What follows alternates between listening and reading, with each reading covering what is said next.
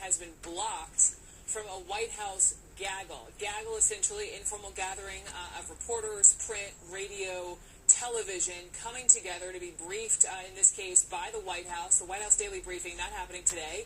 And traditionally, and you've seen the pictures, lots of reporters are included in that. This is so incredibly significant because this has never happened in this administration. Not only is CNN blocked, other organizations blocked, the New York Times, the LA Times, and Politico. Apparently, the White House Correspondents Association is protesting. And as we're getting more information, just a little bit of context, as we've been taking CPAC, this conservative conference in Washington, D.C., we heard from the president this morning, and he doubled down on his tweet from just a couple of days ago, essentially saying the media is the enemy of the American people. The media is the enemy of the American people. The media is the enemy of the American people. The media is the enemy of the American people.